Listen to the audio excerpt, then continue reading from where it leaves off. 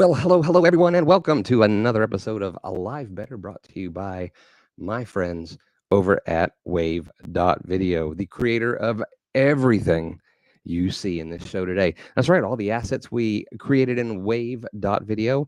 We are streaming from a Wave.video, and we're streaming to multiple locations from Wave.video. So if you haven't signed up, if you haven't gotten to try it out, make sure that you go to Wave.video and get yourself an account, because it is the ultimate live video studio. Of course, also while you're at it, we want to make sure that you give us a little visit, and don't forget to hit all the things today. Make sure that you subscribe, sign up, give us a little like on our Facebook page, get the bell, get notified. You can go to our website and sign up, and we'll even email you. Let us know when we're going to go live, because this isn't the only show we do. We also do shows where we showcase new features and let you know about everything that's going on at Wave.video. So we're super excited to have you here with us today. Wanted to introduce my guest today, who I'm super excited about. Maybe a little differently than I normally do. I usually try to share a little story every day, every time we go live in here with you guys. And I was thinking about Natchi Lazarus. And he and I, a few years back in 2019, had an opportunity to spend some incredible time together. A friend of ours had decided to do a walk around the San Diego Convention Center every day for 7 days prior to Social Media Marketing World. It was a spiritual thing for him. It was a prayer walk. And on the last day, he was going to do it 7 times. Well, unfortunately, that year, our friend's father passed away, and he had to return home. And so Natchi picked up the reins and continued to do the walk. I didn't find out until the day before he was about to do the 7 times around the conference center, which, trust me, is a few miles with a lot of stairs. But I asked him if I could go with him. And I got to spend early morning, around 5 o'clock in the morning, with him. It was incredibly peaceful, just walking in prayer, in conversation, and spent some incredible time with him, and got to know him and who he was. And so I tell you, when he comes in today and is going to talk to us about nonprofits and how live streaming can help them, I can tell you without a doubt that his heart is in that, because he loves to serve those who serve. So we're going to have him in here. Also, of course, we want to remember, while you're at it, to use we've got a new one for you today. Let's see, where did I put that one? Right here. We want you to use the hashtag catch a wave. I don't know if you saw our little GIF we made, but use the hashtag catch a wave in the comments, and that's going to help you get a chance to win today one of our, of course, Yellow Chad coffee mugs or our sticker packs. But we also have another prize for you. But I'm going to let Natchi tell you about that. Anyway, that's enough about all of that.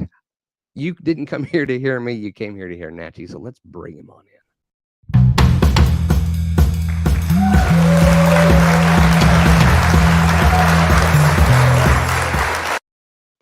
Wow. I tell you what, that's the first time they've ever added a little applause to the entrance. So there's something special there. I love it. Thank you. Absolutely love it. How are you today? I'm doing great. I'm doing great. How are you? Oh, man. I missed you this year. Me too. Me too. Yeah. So what was it? Was it just the COVID thing? What kept you away this year? Yeah, it's partly the COVID thing, because the restrictions were not fully lifted. They had a few things, and it was also work. With COVID, we were completely inundated with work and lots of new projects. So just a combination of a few things. Yeah. Oh, gotcha. Well, I'm glad we get to hang out here, because you're one of me and my wife's favorite people on the planet, and Wave seems to feel the same way. They say they're happy to see you here today as well. So why don't we just dive into it? Before we do, guys, I did mention we're going to have the prizes. We're going to give away coffee mugs, stickers, but Natchi, you have a little special something for everybody as well, correct? Absolutely. We're giving away my book, The Connected Church. It's a social media strategy book that I released in 2017, and it's one of the Amazon bestsellers in that list, and forward by Mark Schaefer and all that. So it has a framework, it has strategy, and we are giving away those books, Kindle editions of those books. Wow, I know this isn't one of our scheduled questions, but I do want to ask because the book is special. I have it. I've read it. I've given it away. What prompted you? What inspired you to write this book? Yeah, I after I got into this space, nonprofits and faith-based, especially faith-based nonprofits, I was, I had this, I saw this need for structure in the way people had to go about doing social media. And over the years, because I've been in this space for a long time and I've worked with all sorts of organizations, with trial and error, by making a lot of mistakes, I had learned this step-by-step process, which helped me as a consultant to help so many people. And I thought, there has to be some form of putting this in such a way that is going to help people. And I got chatting with our common friend Mark Schaefer when he visited India. We were walking around in a park, and I said, this has been in my head, Mark, for a long time. I written something. I'm not sure, if it has to be a book or what. And he just looked at me and he said, "You have to write that book." And I said, "Okay, let's do it." So Oh, that wow. is how it all started. Yeah. So folks, our three winners today, first and second, are going to get a mug, one of our yellow Chad Wave.video mugs. Third is going to get the sticker pack, but all three of you are going to get a Kindle version of the book. Now, someone in the audience is actually asking if there's an audio book form. No, not yet. Not yet. Sorry, No. not yet. But Okay. I've heard people tell me that they've asked Alexa to read the book out loud, and she does it. I've never done it personally, but so if you don't have an audiobook, you can try that. Alexa will read it out for you. I should Oh, try that wow. someday. Well, The I'll book tell is you what, yeah. if you ever really want to get it done, if I can help in any way, because it's for a cause that I believe in, I will donate my time. Yay! I'll take that So up on. Yeah. there you Thank go. you. Thank There's you. plenty of people who read better, but not at a better price. Thank you. Anyway, all right. Well, let's dive into our topic because Natchi is going to be sharing with us top live streaming strategies and tips for nonprofits, which of course includes churches. So let's just jump right into it. All righty. So we kind of have a few questions that we pre-stage, but we are also like to let you know the conversation sometimes may go sideways because this is a live show and we like to make sure that we include the guests. So, but let's just get started. All right. As far as live streaming for nonprofits in the beginning. Yes, I know. You see what I did there. What inspired you to get involved with the whole live streaming component and how it could benefit people in the nonprofit sector? Yeah, absolutely. Thank you for asking. So, let me, in terms of background. So, I did my after my college, I did an engineering degree and an MBA in marketing. Then got into a little bit of corporate work for a few years, and then I started. My wife and me, at that time we were not married; we were just business partners. We started this business together, and we started a marketing agency. We both were marketing people. We met in B school, and we said, we were both absolutely in love with marketing. I'll go to some of those as well, as to why we love marketing and so on. Then we started this agency, and we were helping lots of businesses, nonprofits, and there was a lot of mix. But interestingly, Chad, one of the big clients that we had at that point, who we were also passionate about, was the church that we went to. And one of the first projects that we started doing was related to live streaming. And we were helping a lot of nonprofits at that time, some World Bank projects and some very important projects. Here in India, there are lots of causes for which big projects are happening. There's so much need out there. There's a lot of good projects. So we were able to get a lot of work in the nonprofit space, as well as the business space. But this particular client that we were working with, we both were passionate about the purpose of the client, the reach of the client, the impact of the client. And one of the big things behind that was live streaming. So way back in 2007, not 2017, but 2007, I started doing experimentation on live stream.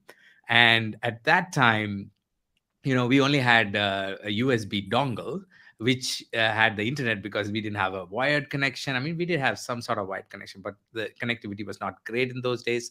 So we used a USB dongle because we had to sit in a hall. And I still remember the first stream test we did, and it was only audio because we only had that much bandwidth. And we just pushed it out, and we were looking at the statistics. So 10 viewers, 5 viewers, 100 viewers, and we were like blown away that we could actually speak live and people all over the country can listen. And eventually, that's how I started. So we still do it with the same client. That's our longest standing client, and we have not missed a week since 2007. Every week we go live. So live stream, I'm very passionate about live stream because I have seen the impact of live stream, what it can create, how it can touch lives. So what we started with just 10 people, 20 people, today we reach hundreds of thousands of people around the world. The Facebook following in that particular Wow. account has 250,000 people. YouTube has almost 80,000 people following, and it's like a big impact. Not just that, and then we went on to do work with live stream with many other clients, and I really have seen the impact of it in the nonprofit world. Yeah. Wow, that is incredible, and looks like Lyle also agrees. He says that's incredible. Now, I do want to point something else out too. This we just had a first here on the show because we started off with this little play on words in the beginning, but then we had comments from the audience. There was a word followed by somebody else, and the word was with. So there you go. That's awesome. Great comment here from our team over at Wave. We want to know your stories about becoming interested in live streaming as well. Share it in the comments. I use the hashtag #MyWaveLive. I like that. And we'd love to share those. And even if we can't share them today, we'd like to share them later. So please take time out and share those with us. Okay, so you started in 2007, and you've been doing it ever since. But as of late, there were things that really kind of inspired others in the nonprofit segment and churches and whatnot to start going live. What was the big catalyst? Yeah. So there are three things which I think is inspiring people to look at live. The first and the obvious thing is pandemic. So with the pandemic, I've been a proponent of live stream. I've been telling nonprofits and churches, do it, because we saw how it impacts with our work. But people are like, yeah, live stream, let's try it. And then come pandemic 2020, I still remember 2020, I was with you guys in San Diego. We met, and then in March, actually we met in February, I think. And then in March, I finished another conference, and I left to India on 5th of March, and on 20th of March the whole world shut down. So that was like as close as we can get to the whole lockdown. And my goodness, Chad, I mean, I got back home, I was flooded in the next 2 months with requests for live stream. People came back and said, Natchi, you're like this guy who built the boat when there was no rain. Like, literally somebody said that to me. And I said, wow, your middle name's not Noah, though, is it? No. Okay. So they said, look, you've been telling us to live stream for years, and now we have no choice. So it was literally like people didn't have choice. So that's why I said the obvious reason is pandemic. It's an inspiration for everybody. So literally in my space, in nonprofit and the faith-based space, everybody got into live stream. So they learned what they had to learn. It was Zoom, it was camera, it's the camera, it's the mobile, it was the mobile. They just did it. But interesting thing is in that process, the second motivation, which is the potential. So the potential for reaching people in this space, to touching lives, making them hear you. Like right now, we're doing live, and there is something, that human connection. And nonprofits and faith-based is all about that, right? It's about the heart. It's about connecting with people, looking at somebody and say, wow, I like this guy. I like this girl. I like this person. I like their heart. I like what they're doing. I can feel Mm. that passion right from that. And that goes through the medium, right? And one of my dear friends, who is actually a musician, he told me something I'll never forget. He said the media has the power to carry that live feel that we actually have. And he's like, True. it goes through the wires, it goes through the wireless, it goes through the internet, or whatever you call it. But he's like, it has the ability to convey that human emotion. So that's the second reason: the potential to reach, the potential to inspire people, the potential to engage with people. These three things are a big part of my non-profit space. And Mm. then finally, the ability for almost every nonprofit and faith-based organization to accomplish their objective. Mostly, if you look at them closely, all of them have one of the three objectives I'm going to tell you. So first is awareness for a message. So it could be something that they want to convey to the world and create awareness about it. So that's like, most people have that as a key objective. And then the second objective is to raise support, fundraising, support for Mm. their cause, rally Sure. people around a cause, and so on. So that's like the second biggest objective. And then the third is to create a movement, like, get people around a cause, create a movement, bring about transformation in a society. So these are, if you look at any nonprofit, 90% of them will fit into one of these. And all these three can be done so impactfully using live stream. Live stream can create awareness for you because of algorithmic preference. Every social media algorithm prefers live stream.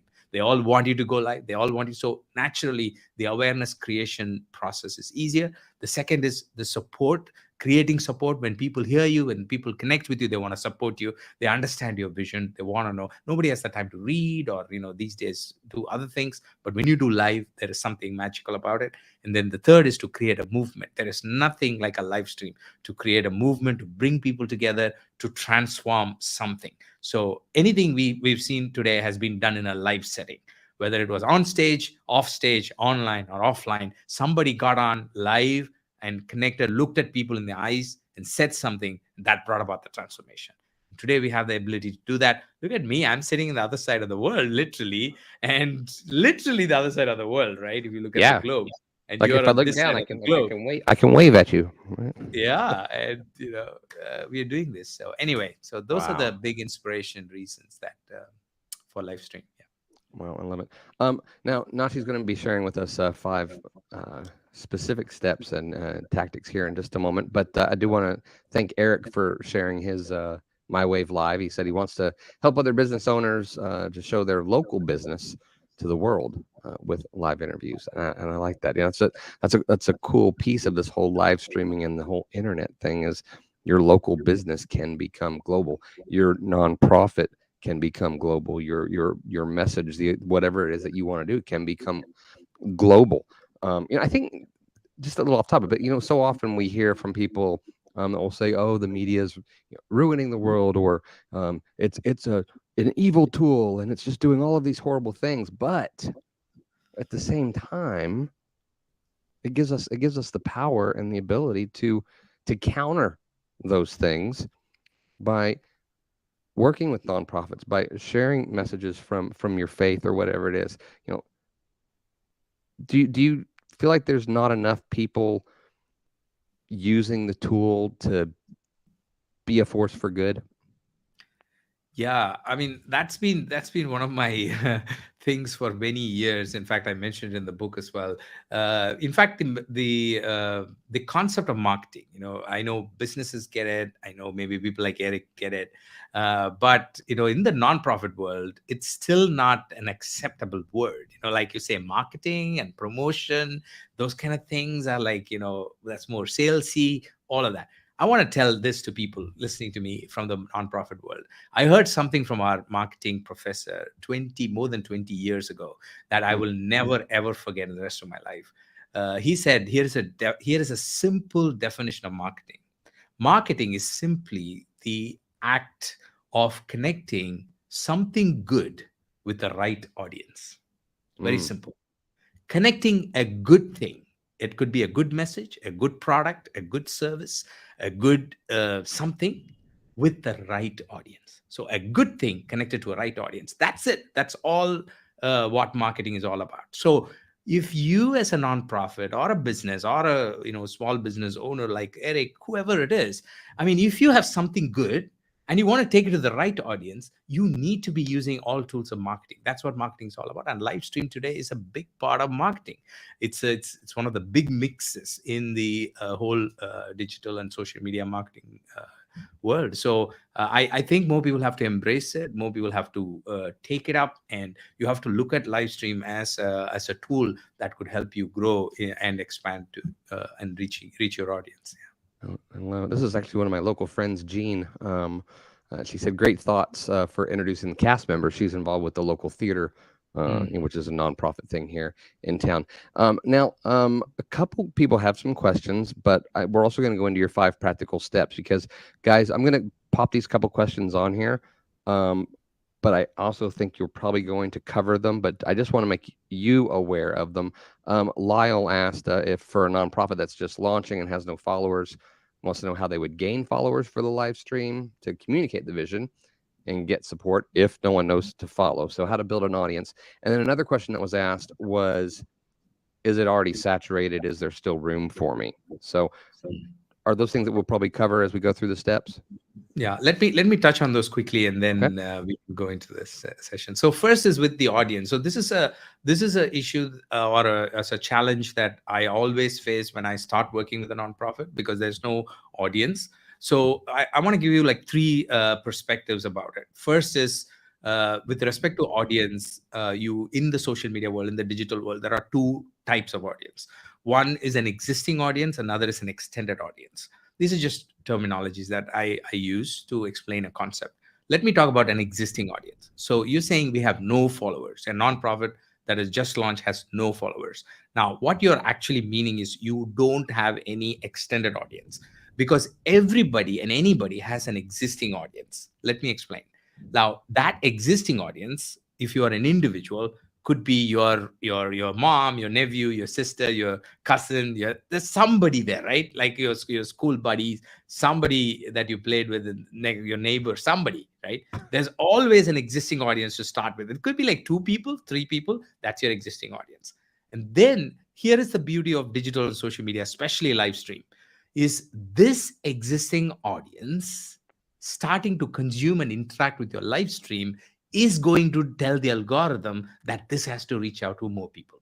Now you look at us. I mean, right now in live, we may only have a handful of people, but what's going to happen is as you guys ask questions and interact and do that, you know what's going to happen? It's going to propagate to your extended network, because these media is going to, and if not even now, it is going to happen when the recording or the replay of this stream is going to be put up. It's going to happen. So what I would suggest is don't worry about having no followers. I mean, I've seen some big experts going live and having just 1 or 2 people watching their live stream. It doesn't matter. You know why? Because later point, the algorithm is going to go back and show it to people of those 1 or 2 people, and it's going to start growing like that. So in order for you to grow your following, start with your existing audience, serve them. Even if 5 people, like right now, we've got 20 people or something is what is showing. You know what 20 people is? Like, have you been in a room with 20 people? That's a lot of people, right? So you have to look at it like that. Stop looking at big numbers to start with. Like I told you, in our first client, we started with 10 people. Today, we have almost 50,000 views every time we go live, because in various channels, because we've done it over the years, right? So it just takes time. But don't worry about those big numbers. Does not matter. It's still start with your existing audience. That's point number 1. Point number 2 is don't worry about like I said, the current viewers. When you go live, how many people are watching you? Don't even look at that number. Just go ahead, add value, bless people, like I would love to say. Just give everything you can, and just let the algorithm do its thing. It does not matter how many people are watching you or following you.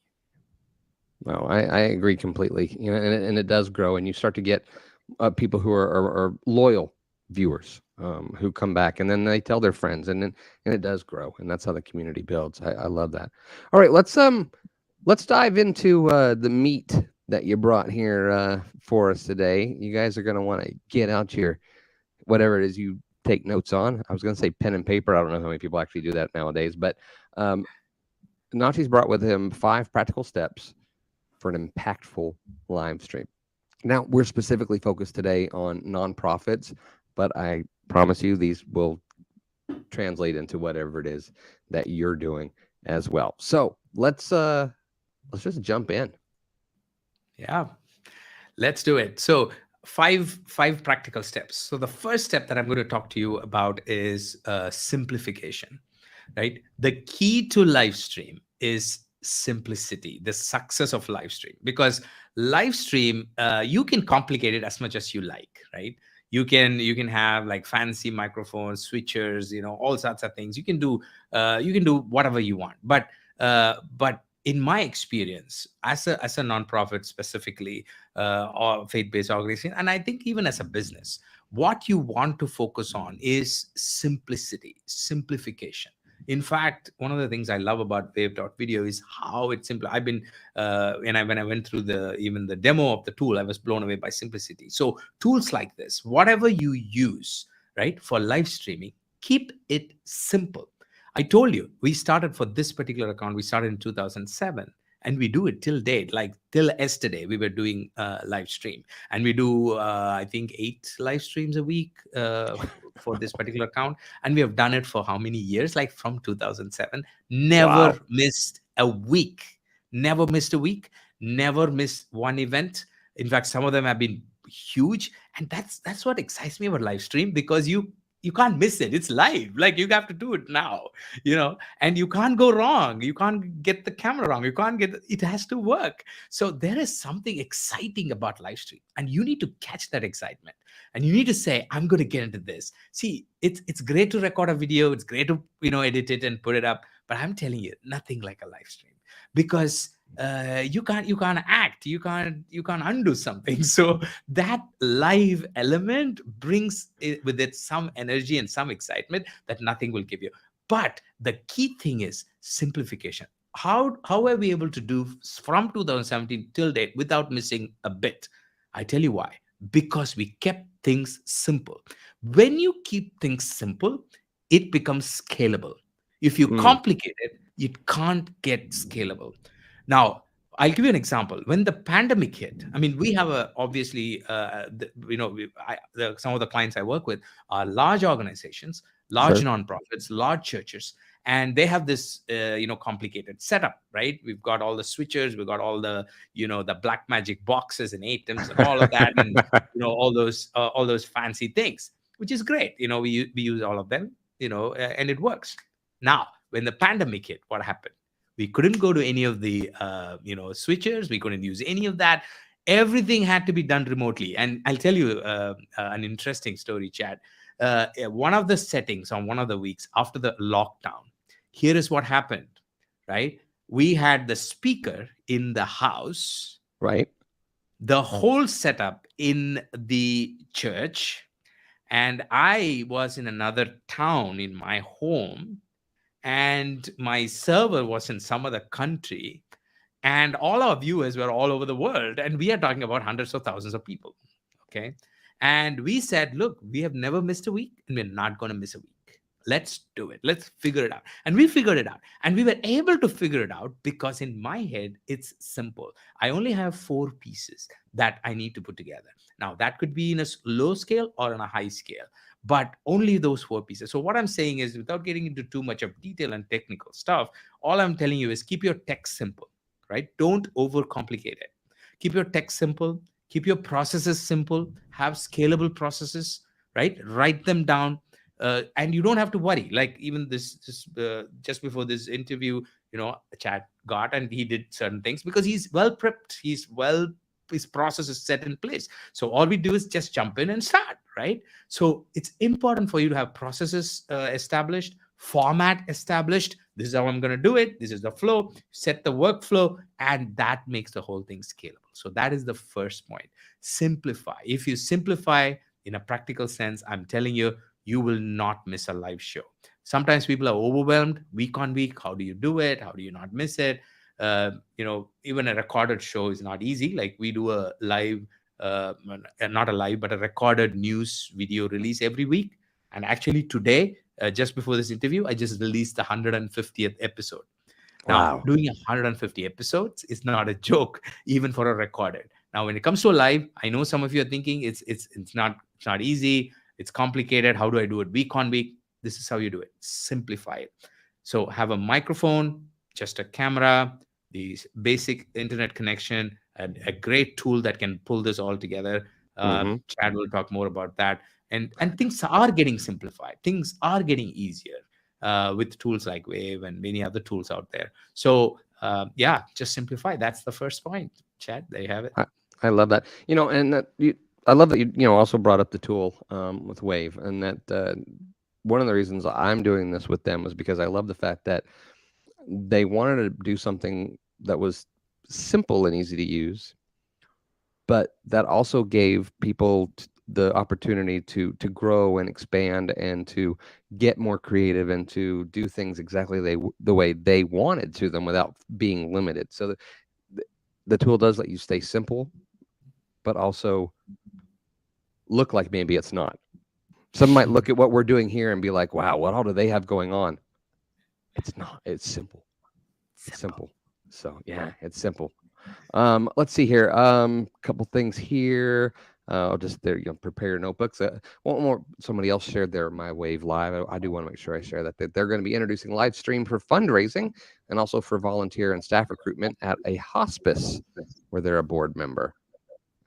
Love that. And Adam Brooks, he actually has 3 parts. He does live breaking news since 2016 and does marketing for some nationally recognized businesses, and now does a nonprofit for Broken to Blessed. So Wow. yeah, so super cool seeing those kinds of things. All right, so you're simplifying. Now you want to raise money, you want to build awareness, you got to get some people. So what's the next step? The next step is involve. So once you simplify your process, the next thing you need to do, so now you've got a simple setup that's ready to go. Now, what do? You can either go on and start sharing, your heart and speak and all of that, which is great. But it's important for you to understand that especially as nonprofits, again, also for businesses, it's important to involve your community. Like, look what we're doing now, right? Instead of just coming here and going on and on with our 1, 2, 3 steps, we are bringing in the questions, we are talking about the people who are at the show, we are getting them involved, we're asking for a hashtag, these type of things. So get your community involved. I usually have this strategy as 3 parts. So pre-involvement, in-show involvement, and post-show involvement. So pre-show involvement would be getting people prepped with what you're going to deliver at the show. So if you have a weekly, like a regular show, then you might want to send out an email saying this is what we're going to cover in the next show. What questions would you like, and so on. If it's a special event, then even more, you can start ahead of time, about a month or 2 ahead of time, and get people involved in the show. Tell them, hey, would you like to be part of the show? See, today people are used to the idea of expression, thanks to the TikToks of the world and the reels and all of that. People want to express themselves. There's something about people wanting to be involved in things. So when you involve your audience in your process of live streaming, first of all, it makes your life easier because you're not doing everything by yourself, right? You've got help. But the next thing is you are involving your existing audience. You remember my existing and extended audience concept? You are involving your existing audience, and the more they're involved, the more the algorithm loves it. And the more they comment, the more they get. If somebody puts a reminder for your show and joins, that's a signal to the platform that it is an important show that needs to be going out to people who are similar to the person who stuck that reminder in their calendar. So things like that. So involve your people pre-show. So pre-show, prep them towards the show. In-show, you can do things like this with tools like what we're using here. Bring in the questions, get them involved, and so on. post show, very important. In fact, one of the resources that I'm going to give you at the end relates to this post show involvement, where after the show, you get this community either on a group, like a WhatsApp group or Facebook group, or some kind of online community, or through a private messaging app in some form or the other, like a chat room or something, where you can continue to have a conversation. There you go. So we've got a resource for you there, so which you can download. We'll talk about that, give you a QR code, all that later. But basically, what you need to do is involve people post show as well. So that is the second point: involve pre-show, in-show, post-show, because take your audience along.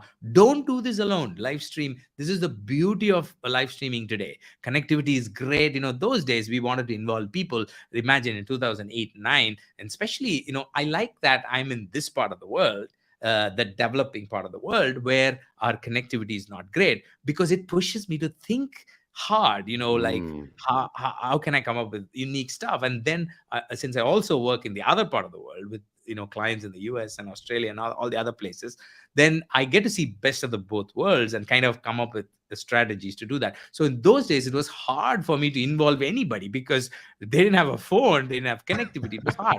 Look at you today, like all you guys, like all your audience are connected.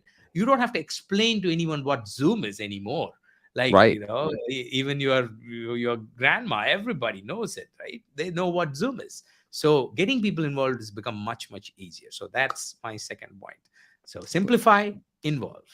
Even QR codes. So I'll tell you, my parents, my in-laws, they go out to a restaurant. They have they're like, scan it. Here's the menu. It's like it's just normal for everybody now.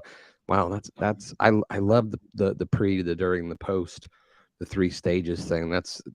It's so simple, and yet I think it's something most of us just kind of just don't think about, and to have it structured like that is beautiful. And Kate even mentioned here, pre-show, in-show, post-show, involve your audience. Guys, don't forget, if you have any questions, make sure that you're asking those as well, because Natchi's going to get to those. All right, let's keep going. I know we got some more steps here. Yeah. The third step after you involve your audience is to focus on your message. So in your message, I can talk about the various things you need to say and message and all that, but I just want to focus on one thing. Have clarity in your message. I know it goes without saying, it sort of seems like common sense, but here's the thing. When it comes to live, I've seen many live shows where you watch the show and it takes a while for you to figure out what in the world are they talking about. Like, it just is all over the place. There is just a lot of things going on. There's no focus. See, in the nonprofit world, especially when you're asking people for time for a cause, for support, or for awareness, one of those 3 things we talked about earlier, it's important for you to respect people's time by being laser focused and giving clarity to your message in an extremely focused manner.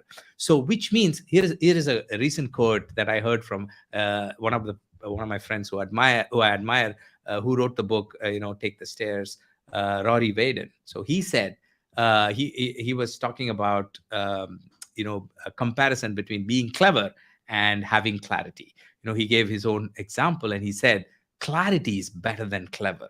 So when you go live, this is like a big mantra for live stream. When you go in live stream, don't try to be clever.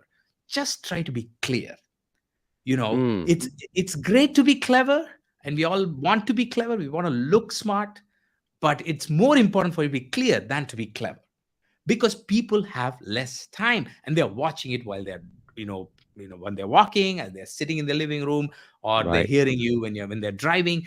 You don't want too much of work in their mind to figure out what you're saying. It's got to be very clear. So my point is, for clarity, for clarification, I have 3 things that I usually tell: one message, one audience, and one call to action. Simple as that. So first of all, have one message, which means your entire live stream has to be conveying something about that one thing, right? Don't have too much of agenda. Just go in there and say, okay, today I'm going to accomplish these things. For example, when I came to this show, my one thing in my mind was make things easier for nonprofits. So by the end of this show, I want you to walk away saying, okay, I think I'm confident about doing live stream. I think it's not as difficult as I thought it was. If one of Mm, you say that, then my goal is accomplished. So go with that yes. one thing, one core message for each of your live shows, right? That's one. Second is one audience. In the digital world, even though we are reaching millions of people or hundreds of thousands of people or whatever is our heart, but imagine how people consume content in their phone one on one, right? All of us, we consume content, whether it's live stream or record a video, whatever it is, we consume one on one. So you need to talk to a person, to your audience, as though you're speaking to them one on one. So today, when I'm talking to you, I have this nonprofit person in my mind with whom I'm addressing this. So it takes a little bit of training to do that, but address one person. So one audience, one message, one audience, and finally one call to action, which gives a lot of clarity. So at the end of your live stream, you want people to do one thing: either donate or sign up, or come be part of your community. Whatever is the call to action you're going to give for the live stream content, have just one of it, so that people can just straight away go and do that. So it makes it much easier. You can, instead of having like three things, you can say, I can do this, or do this, or do this, or do this. But when you just ask people to do one thing, they'll just do it, right? So clarify. There you go. Number three. Wow.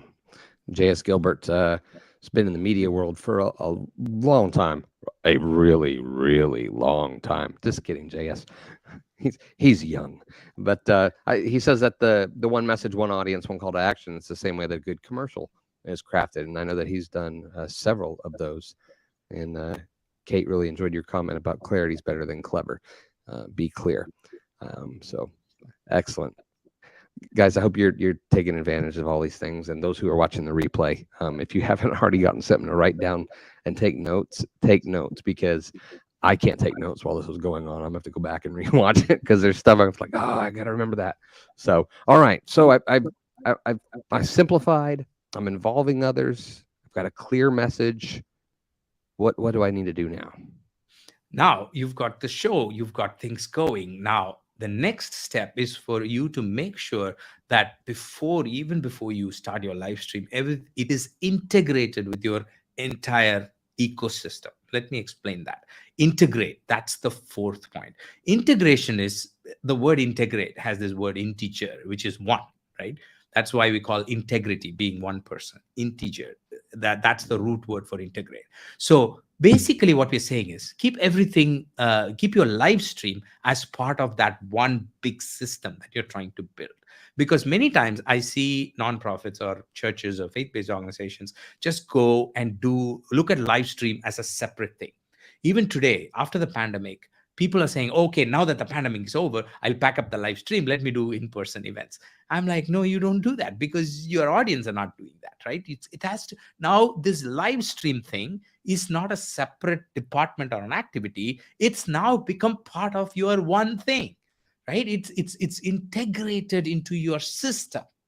So you cannot look at live stream as a separate thing. It's not a campaign. It's not a project. Many people say live stream is a project. Live streaming is a campaign. No, it's not. Live streaming is an integral part of how you run your business. You have to look at it like that. Especially as a nonprofit, you have to look at live streaming as part of everything, which means all the pieces need to connect with live stream. For example, if you're running a fundraising campaign, there's no better way to fundraise than live stream, because in live stream, you can look at your audience, look at them in the eye, and tell them the cost and say, here, this is what I'm doing. Now support me. You can ask that. The thing with nonprofit, this is why I love working with nonprofits, is that it's, when you're selling, right? Even with donations or fundraising or anything, when you ask for it, you are not holding yourself back, because you're not asking it for a profit motive. You are asking it for a cost. So you boldly ask. That is why live streaming fundraising is much more energetic than many commercial fundraising, because here there is just no limitation. You know what you're doing is good, and you boldly ask. But the thing is, Chad, is many times I look at these live streaming, people come, they ask, and the audience want to respond to them. They want to take action, but the payment gateway is not integrated. their landing page does not work. It becomes so hard for people to fill up a form.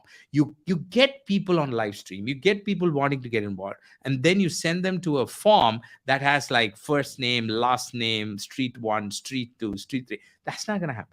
Right? You have to simplify the process. You have to integrate it in such a way that people look at a live stream. Next time you give them a link, click or put up a QR code, people scan it, and boom, they're able to contribute. They're able to fundraise. You're able to fundraise, or you're able to raise support, or whatever you want to do. So basically what I'm saying is integrate live stream into your everyday activity, make it part of your funnel to talk about marketing concept.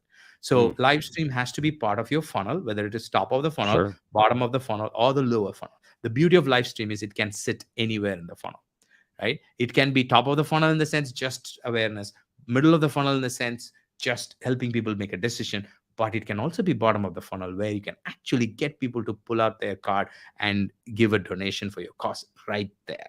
Right? So it could sit anywhere. The point is, where are you wanting it to sit? How are you structuring it? How are you integrating it into your workflow, into your organization, into your system in such a way that it is not standing out separately and hanging in the air, but it is part of your entire ecosystem, like your website, your payment gateway, your apps, your social media process, all of this integrated with live stream. So look at live stream in a holistic manner. So that's my fourth tip. Wow. Integrate. People who watch the show often probably are looking at me going, what's going on with Chad? Because I usually am not this quiet the whole time, but you just got me like captivated, because it's very detailed. It's a very clear message, right? It's a very simple message, and yet it's also not a simple message. It's a very deep and well thought out message, and everything. This is absolutely incredible. What you're doing here. So I want to thank you for that.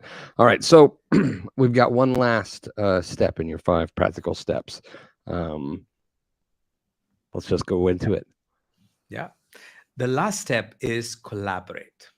Okay. It's a very obvious step, but most nonprofits they refrain from doing this simply because of the structure of nonprofits, in the sense it's very resource intensive. People are focused on their own thing, and you keep moving. But in a live stream, for live stream to succeed, collaboration is key. And don't try to do this on your own. Now, I'll give you some tips for collaborating, because the moment you say collaborate, you think, who do I collaborate with? Who do I partner with? How do I do this? Look, one is this, what we're doing right now, right? With me and Chad, we are collaborating with Wave.video, and we are coming together and doing something. So stuff like this. This is obvious. You can do that. But if you think this is hard, then the easiest thing is to get your audience as guests on the live show impromptu. So things like what you watch in Instagram Live. Just go and you see people you want to hop on, they give you a request and they hop on. And you can do it here as well, right? With the link, you can just get somebody on video. So do things like that. And you can do it in a framework of Q&A, for example. Right? Instead of having Q&A with just questions and you answering them with a text question, why don't you get people on with the question and ask them to ask a question live and then answer the question? So things like that is also collaboration. You are not just involving your audience in just the process, but you're actually collaborating with your audience. And also look at collaboration from other nonprofits' perspective. I would say identify at least 1 or 2 other nonprofits in your space, or 1 or 2 nonprofits in complementary space. For example, if you're working with wildlife conservation, then you can look at, like, say, for example, WWF as one of the collaborators.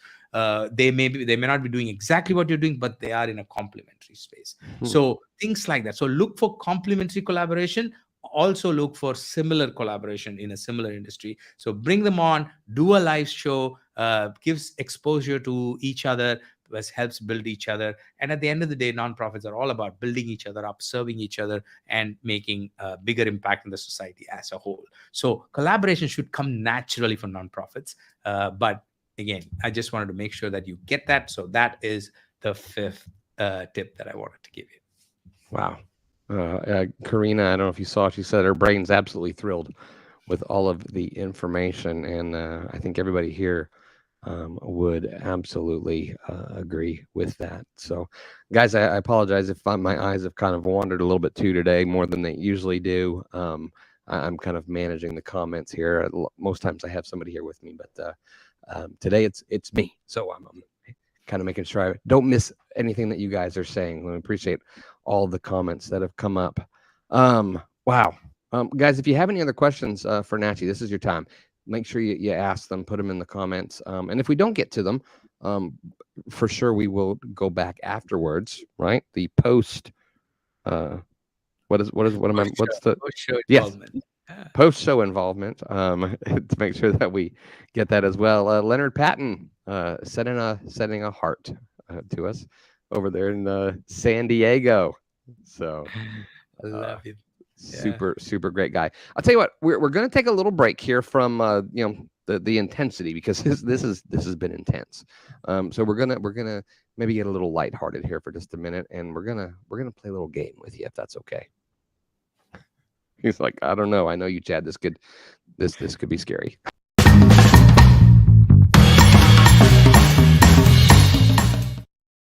All right. This is a little ditty that we like to call this or that. Oh boy. So, well, it's very simple. We're going to give you two choices, and you just have to let us know which you prefer, or if it's a question that lends itself more to which one you don't like, but it's typically which one you would rather choose.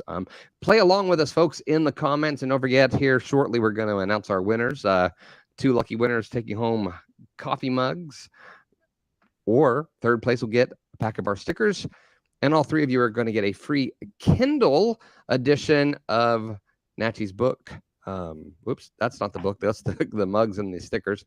The Connected Church. I love it so much, I even covered my own face with it. That's how much I love this book. So anyway, play along with us. Here we go. J.S. Gilbert already is playing now. He chose this. That's just what the game's called, JS. It's okay. We're here for you. All right. First one. USB backup or cloud storage? Cloud storage. Don't even have to think about it. Yeah. Why is that? Well, two things. One is it's not what it used to be. If you asked me about 6 years ago, I would have said no. But now it's so solid. Like almost everything we have at work is on the cloud. In my Mac, I have a Dropbox which has everything in it, and I have the rest of it, my desktop and documents stored on the iCloud. So when I get a new system, I don't spend any time. Just switch it on, put my ID, boom, everything is down. So absolutely no USB backups for me. Cloud storage. I love it. I agree with you. And by the way, guys, Wave.video stores all your videos in the cloud, all your assets for your show in the cloud. So it's all available. So, and I will disclaimer, I did not think about that when I wrote this question. It just lent itself to the discussion. So, all right, next one here. Photos or videos? That's a tough one. Personally, photos. Yeah, on your phone, or like the old school, just looking through the album? On the phone now. Yeah, but I do like old school looking at the photos. But yeah, for me, photos is something it captures a moment, which is kind of magical. So yeah. I always prefer photos. In fact, I got an app that captures very high resolution photos from videos. So I still go with even though I live on videos, I create a lot of videos. My work is on videos. I kind of love photos. Yeah, I don't think we value photos the way we used to, because we can take them so much. It's easier to do. So we take photos of everything, where before it was you were like, I've only got 24 of these. Hey, take my picture. No, I only have 3 left. So, wow. Yeah, I'm torn. I like them both as well. Yeah, me too. Vacation or a staycation? No, vacation for sure. Yeah, yeah, many years ago we learned to keep our boxes separate. So my wife and me. Um, so definitely vacation. Yeah, staycation is okay, but sort of here and there. So we're getting a lot of vacations, a lot of there you go. vacation people. Jay says staycation. Interesting. I they both have their thing. They both have their thing. So, staycation if nobody else is coming to see me. Like, am I really getting to be just like, So if I'm staying home and everybody's coming over, then it's like, okay, now I'm taking a vacation because I got to get out of here. J.S. Gilbert says he's been staycating for 2.5 years. Oh, we all have been. Yeah. All right. Would you rather test the waters or dive into the deep end? I'm the dive into the deep end kind of guy. It's not it's not that I recommend that, but it just I think it's each of our characters, and because of that, I've got into a lot of trouble. I have a personal testimony of overcoming a huge amount of debt when I was very young, and I actually got into the debt because of that character of mine. But I also got out of it because of that, because now I have a story to tell. Even when I chose my path spiritually, I dive deep. I'm that kind of guy. Sometimes I like to say I'm an engineer. My first degree was engineering, so for me there's either 1 or a 0. There's no 0.5. The whole world is on ones and zeros. There is no 0.5 in the digital world. So I dive deep. I don't stand around tests. Not my thing. I wait for somebody else to dive and then I dive. I get that. Yeah, I get that too as well. Most people here though are saying they are dive in. I'm probably more of a dive into the deep end kind of person. This is hilarious. I was just about to say, however, and literally just popped up on my screen, my wife is more of a test the waters. Not just in this figuratively, but literally. My wife, if we go swimming, even here in Texas, the water could be 85 degrees. We will all be swimming for 20 minutes before she's still like barely getting in. She has to acclimate to the water. And when we were in San Diego the first time at the conference, I took her whale watching in kayaks in the Pacific Ocean, and I just made sure to just make it a point. I'm not going to tell her how cold the water's going to be because I already knew. So we had our wetsuits on, and there's even a gif of her kind of like, because her toe just barely hit the water, and she was like, "What in the world?" Lainey's awesome. Yeah. Oh, she's the best. She's the yin to my yang, without a doubt. All right, one more here, and this is a tough one. Prefer that everything is free or everything was calorie free? Oh yeah, definitely everything that's calorie free, because not because because I have a story behind health and so on. So my wife and me, we went through a huge health crisis a few years ago, and we just realized that it's good to be conscious, not calorie conscious. Now we don't count calories, we count carbs slightly differently, but more health conscious. Calorie free seems to be everybody's like saying they'd rather pay for stuff but be able to eat whatever they want. So that seems to be kind of the consensus here. I love that on a number of these. You also mentioned I have a story, and of course that's kind of a big thing for me. I do love stories. So one of these days when we get together face to face, we're gonna have dinner, and I want to hear some of these stories. Literally everybody says calorie free. Nobody says I'd rather be able to get my iPhone for free. I'd rather be able to eat chocolate cake whenever I can. So I don't blame them. That's hilarious. All right. We're going to give you a chance here. This is kind of our way of saying thank you. Most people have like an elevator pitch or a thing that they throw out at everyone, but this is Wave.video, and waves are in the water, and so we thought, wait, there's no elevator in the water.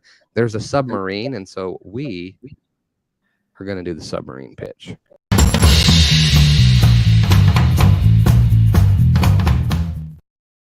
All right. Welcome to the submarine pitch. Here's how it works. As soon as we start to dive, that's your time. And it's your time to say whatever you want.